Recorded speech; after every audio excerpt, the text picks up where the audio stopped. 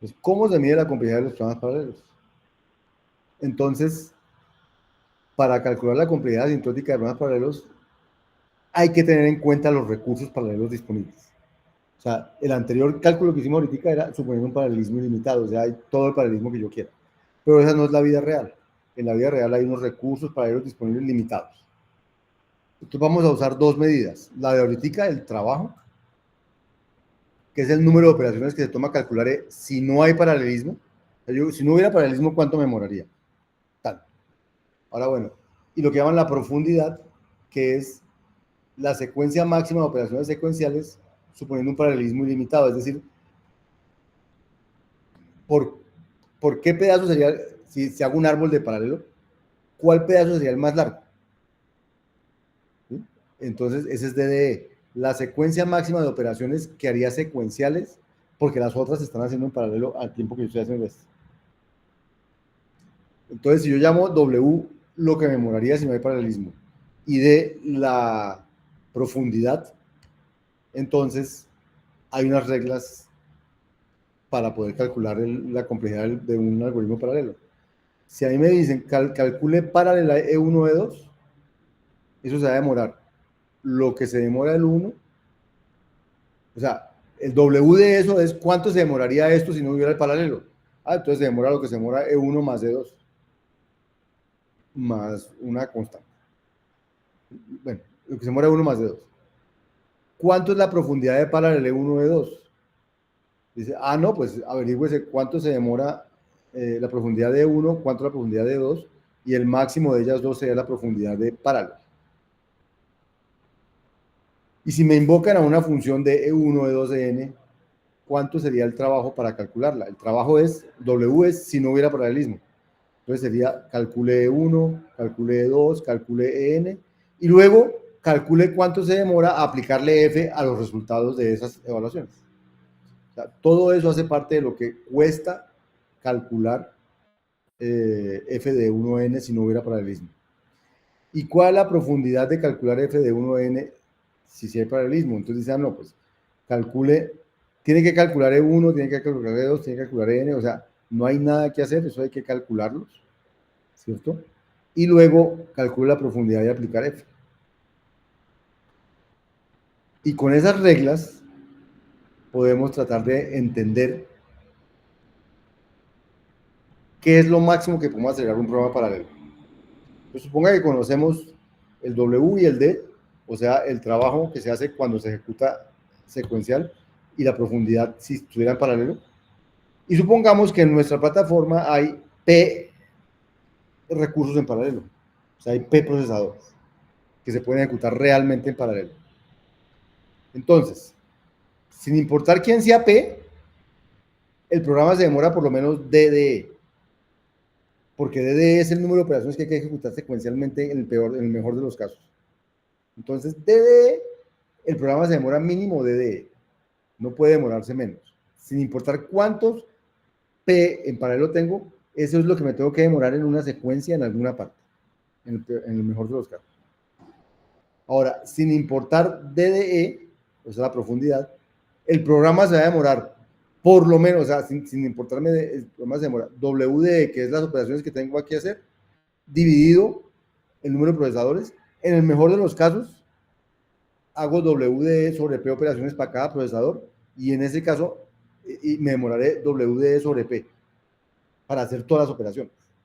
Hago en P procesadores, hago WDE sobre P operaciones al tiempo. Entonces, en WDE, en WDE sobre P, o sea, en cada procesador tiene que haber por lo menos una cola de WDE sobre una colita. ¿Lo que me voy a demorar? Me voy a demorar lo que me demore en atender los que sobran. WDE sobre P. Con P hilos, entonces, o sea, si no tuviera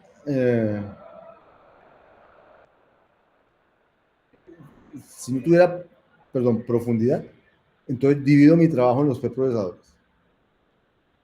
Entonces, es razonable pensar que ¿cuánto se demora un programa paralelo? Se demora la profundidad, porque eso es lo mínimo que hay que hacer, más WDE sobre P. O sea, lo que me demorarían hacer todas estas operaciones en P procesadores más lo que me demoró mínimo en profundidad, porque no hay manera de salvar esa profundidad.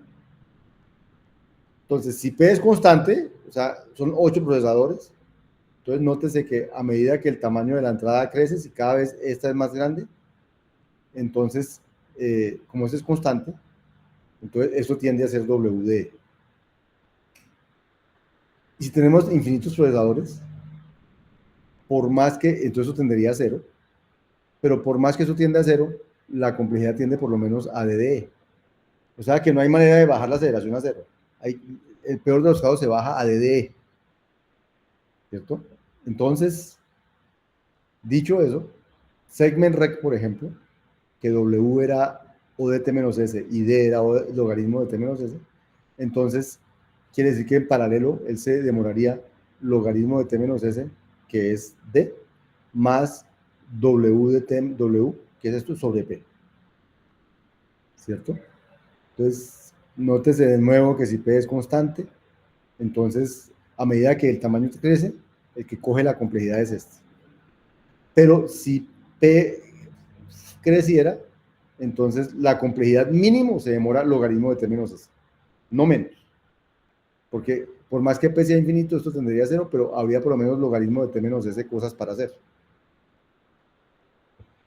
Para eso sirve este tipo de cosas.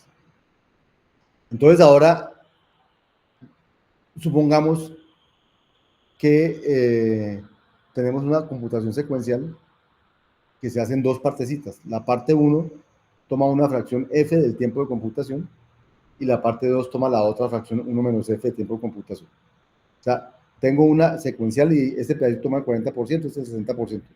La fracción f y otra fracción 1 menos f. Si usted logra hacer la parte 2 p veces más rápido, o sea, si logra paralelizar la parte 2, p veces más rápido, entonces, ¿cuánto se demoraría el total? Entonces, el total sería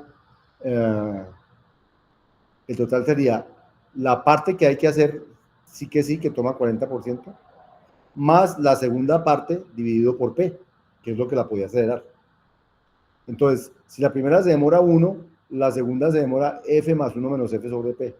Y esta fracción que da aquí es la fracción, la aceleración, que es cuánto me demoraba sin paralelismo, cuánto me demoro con paralelismo, yo divido cuánto me demoro sin paralelismo, cuánto me demoro con paralelismo, y cuando haga esa división, entonces, si lo que demoro con paralelismo es menos que sin paralelismo, entonces esto va a dar un número mayor que 1. ¿Cierto? Si lo que demoro con paralelismo es más, esto va a dar un número menor que 1. Entonces, lo que uno supone es que esto es un número menor que 1 porque 1 menos f, eso daría 1 si fuera f más 1 menos f. Pero 1 menos f sobre p, pues debe dar más chiquito. Luego esto debe dar más grande. Pero lo interesante aquí es que si P fuera 100, por ejemplo, tuviera 100 procesadores, y F fuera el 40%, como decía yo, entonces la aceleración daría 2.46. O sea, la aceleración tiene un límite. Por más que yo quiera acelerar esto, la aceleración no va a dar más de 2.46. Y si P tiende a infinito, esto tiende a 2.5. O sea que no depende de poner más paralelismo, que eso va más rápido. O sea, eso tiene un límite. O sea, puedo tener 10.000 procesadores más, eso no va a acelerar más que 2.5. Lo que le pongo 20.000 no va a acelerar más que 2.5. Este caso, ¿no? Este caso, de que si hago esto en 40% secuencial y esto en 60% en paralelo, y que eso es lo que paralelizo, eso no va a acelerar más que 2.5. O sea que acelerar sí va a funcionar, pero no es la panacea, no va a acelerar tanto como que entre más paralelismo yo tenga, o sea, construyamos máquinas masivamente paralelas porque eso va a acelerar las cosas, no. La aceleración por paralelismo tiene un límite. A eso le llaman la ley de Amdahl. La ley de Amdahl lo que dice es que no se puede acelerar con recursos paralelos. Usted puede acelerar, pero tiene un límite.